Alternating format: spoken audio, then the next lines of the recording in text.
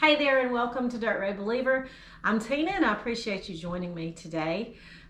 We are in the very last devotion of February. This has been a wonderful month. We've been focusing on love and our theme has been greatest love stories of the Bible. And we're going to end with a bang today because we are going to get to see Jacob's love relationship with Rachel. And wow, it is a powerful one. They start out love at first sight, instantaneous. They fall in love, and boy, do they have ups and downs after that. So it's going to be a fun love story to delve into today. So we'll get to that in just a minute. March is coming up. Guys, you do not want to miss the month of March. We have a big announcement coming up.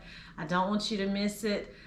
There's going to be a lot in store this coming month that is just going to fill you in a whole new way. I had a great time with my friends this weekend. We had a girls' weekend away to visit one of our retired teacher friends who lives in Tuscaloosa, Alabama now.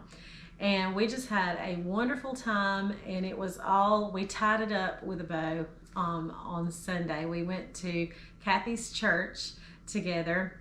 And lo and behold, what was the sermon about? It was about friendship. And I loved the message.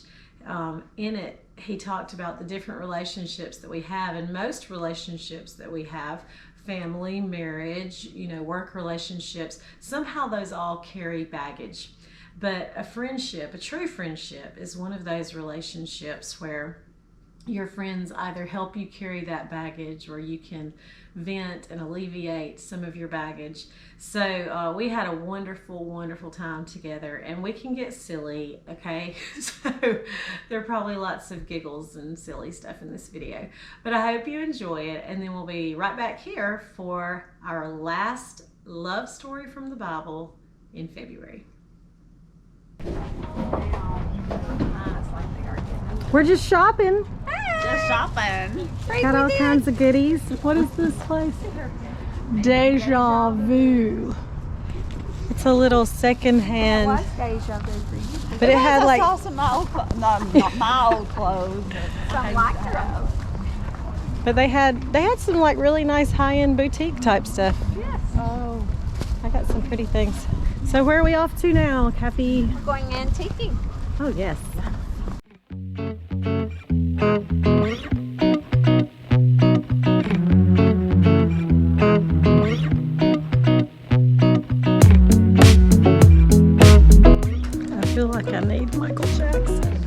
He would look so good in my classroom, but he's $125.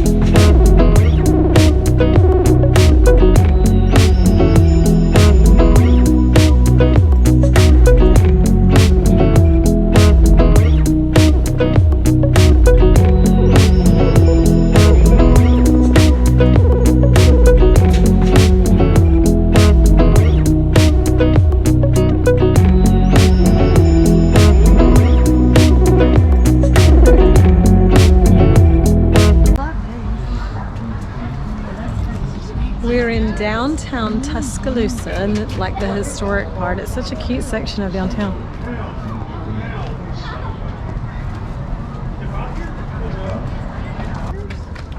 What is this? It's a hair. It's a hair. Rub his belly. Whoa! Yeah, this is very Interesting. Yes, it's all made of water. And that's cool.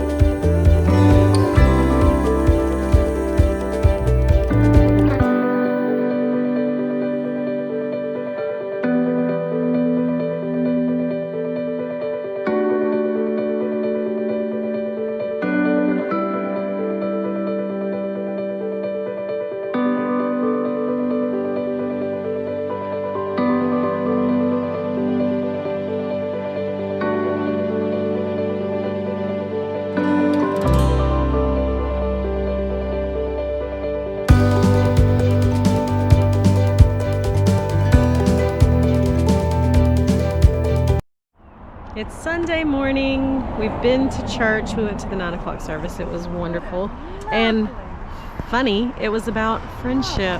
Wonder how that happened. And now where are we? We're at the river walk. We're gonna take a nice walk and then go have some lunch. I feel like that's a great home for me. The Warrior Tombigbee Waterway. Look at those homes.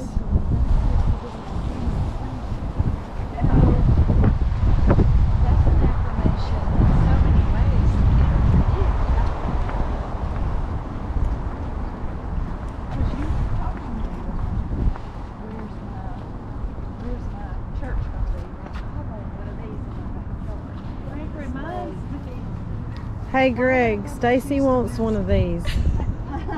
And what was it you wanted at Kathy's house? And one of these in the front yard, please. The big window. Stacy, do what she's doing.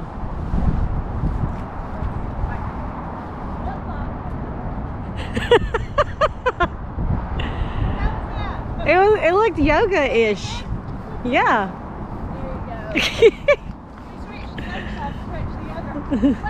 You're balanced now. Yeah, that's the first thing that leaves us.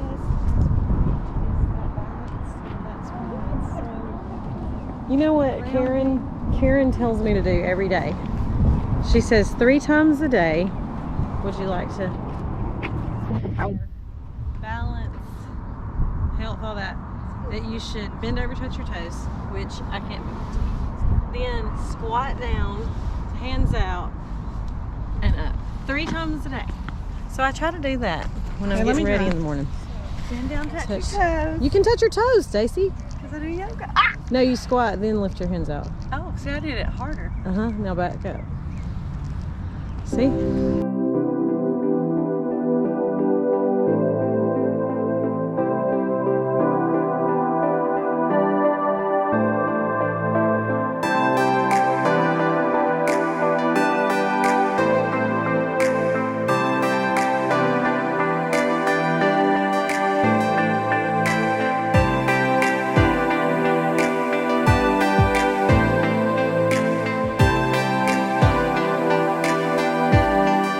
Welcome back for our time of devotion. I want to invite you, if you're not already subscribed, to subscribe to this channel. And right beside that subscribe button, there is a little bell. That is the notification bell that will notify you each time a new video and devotion is uploaded to Dirt Road Believer. So please subscribe. Also make sure that you like the thumbs up and share this video. That helps to grow this ministry and expand our Dirt Road Believer family. So thank you for that. All right, we are back in Genesis. We're going to be in Genesis chapters 28 through about 31. And I love the story of Jacob and Rachel because you get this really broad picture of a relationship. You don't just see when they meet. You get to see all the way from when they meet all the way to when they depart through death. So we're gonna have to condense some things to get all that in, but let's look at how they meet because it is just instant infatuation, love at first sight. And Jacob embarrasses himself just a little bit. He is not the most macho of characters when he sees Rachel. So let's start. Jacob is going towards the home of his future father-in-law, Laban. And it says that in verses 4 through 8 that he's at a well and there's this big stone that has to be rolled away in order to water the sheep. And all the other shepherds are just kind of sitting around being lazy. And up comes Rachel with her father's sheep. And this shows instantly that she's very industrious. She's a hard worker. And it says in verse 9, while he was still speaking with the shepherds, Rachel came with her father's sheep, for she was a shepherdess. As soon as Jacob saw his uncle Laban's daughter Rachel with his sheep, he went up to the stone and rolled the stone from the opening and watered his uncle Laban's sheep. All right, so this, you know how guys, they see this beautiful woman, and before they can really even think for themselves, they're doing some really manly display of their strength to really get her attention. It's almost like, you know, what animals do in the wild. So here he is. There's this huge stone. It takes lots of men to roll it away, but you know, in rushing endorphins, he goes over and, you know, moves the big stone for Rachel so that he can water his sheep. Well, he goes from really manly to, watch what happens next. Very next verse. Then Jacob kissed Rachel and wept loudly. Like, where did that come from? He is out of his mind in love with this woman. He is doing some bizarre things. Roll the stone away, kiss her immediately, and then start crying. So Jacob did not really play the Rico Suave card here. He told Rachel that he was her father's relative, Rebekah's son, and she ran and told her father. All right, so Laban has 2 daughters, and he basically tells Jacob, look, I'm not going to pay you for working for me, so how can we arrange this? Because you're going to work for me. And so he's like, I'm totally in love with Rachel. I will work for you for 7 years to get to marry her. So he holds true to his word. He works for Laban, no pay, 7 years. So this kind of outlines it starting in verse 16. Now Laban had 2 daughters. The older one was Leah and the younger was Rachel. Leah had tender eyes. Some translations say weak eyes. Maybe she didn't see well. Maybe she had lazy eyes. I don't know. Maybe she was cross-eyed. But Rachel was shapely and beautiful. Jacob loved Rachel, so he answered Laban, I'll work for you for 7 years for your daughter Rachel. And Laban replied, better that I give her to you than some other man. Stay with me. So Jacob worked those 7 years for Rachel, and it seemed like only a few days because that's how much he loved her. Then Jacob said to Laban, all right, my time is complete. I have worked 7 years, so give me my wife so I can sleep with her. Jacob is not a very subtle person. He tends to blurt out and do whatever comes to mind, doesn't he? So Laban invited all the men, and he sponsored this feast. And that evening, Laban took his daughter with her. And Laban gave his daughter to Jacob. Now, when morning came, he wakes up from the wedding night. Sun is up. And there is Leah. He says, wasn't it Rachel that I worked for you for? Why have you deceived me? And Laban plays a very deceitful card. Well, isn't the custom to give the oldest daughter first? So then Jacob goes on and he works another 7 years. He doesn't have to wait the 7 years to marry Rachel. He marries her the next week, but he has to promise to work 7 more years. So Jacob loves this woman, Rachel, so much that he worked 14 years in all to be able to have her as his wife. Now, like all marriages, it isn't as fairy tale as that from here on out. So Leah, the sister, begins to have children right away for Jacob. Rachel does not. Rachel is barren. And she begins to become very bitter towards Leah. Leah also becomes sort of holding that over her head because, well, he may not love me as much, but at least I can have children. So it becomes this very complex web within the family. And Jacob is right in the middle of it. And so Rachel has this idea that she is going to have a baby by Jacob, but he's going to have to marry her maidservant. So she has sons that way. Eventually, we go on to learn that she has Joseph. Rachel is the mother of Joseph. That's why Joseph was so favored. He got the coat of many colors. And then we know that she also gave birth to a younger son named Benjamin, who was very protected by Jacob. We'll get to that in just a minute. Right now, let's look at how Rachel sort of lies and is deceitful within the marriage. When Jacob gets the courage to leave Laban because he realizes this man is going to continue to just take from me as much as he possibly can, he takes all of his wives, his children, his livestock, and he gets out of there. Well, Laban, and he flees in the middle of the night. So Laban, he gets knowledge of this, and he takes off after them. This is what happens when he catches up with them.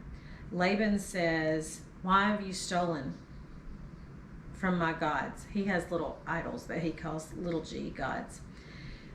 Jacob answered, "I was afraid, for I thought you would take your daughters from me.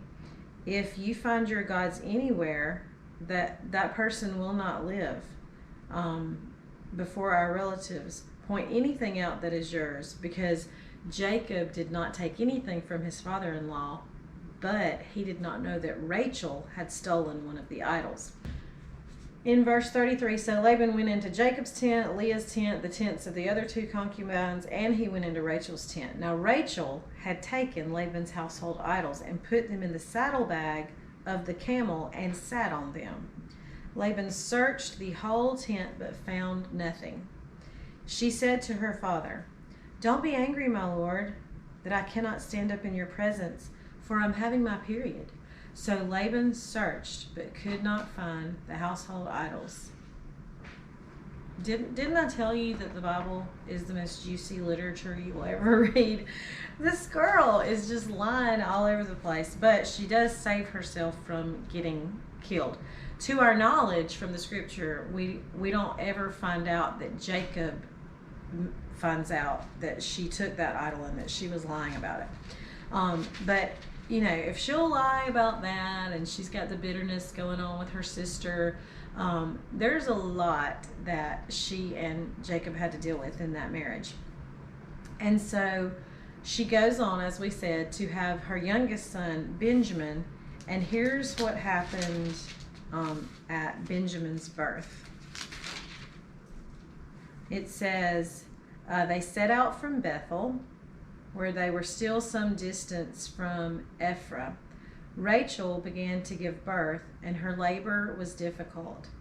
During her difficult labor, the midwife said to her, "Don't be afraid, for you have another son." With her last breath, for she was dying, she named him Ben-Oni, but his father called him Benjamin. So Rachel died and was buried on the way to Ephraim, that is, Bethlehem. So Jacob set up a marker on her grave. It is the marker at Rachel's grave still today. And so she had Joseph and she had Benjamin. And after her death, Jacob loved her so much that those two boys, he would turn over heaven and earth for them. When Joseph was sold into slavery by his brothers, that's why he was sold, because they were so jealous of their father's affection toward him, and that was because he was Rachel's and his son together. And then you'll remember he wouldn't send Benjamin to go to Egypt to get food because he couldn't handle losing his other son from his marriage with Rachel. So, gosh, we really get a broad scope of this relationship. It wasn't perfect, but it started out with just love at first sight, and Jacob continued to love her even after she died. So this is such a beautiful love story, and I'm glad you joined me for it today. I hope you liked it, and you should read all the chapters in their entirety. It's fascinating. I love the story of Jacob and Rachel. So I hope you have enjoyed this greatest love story from the Bible. This concludes our study in February on love stories, and we're going to get to something brand new in March that you don't want to miss. So make sure you join me next week, and until then, slow down, take the dirt road, believer.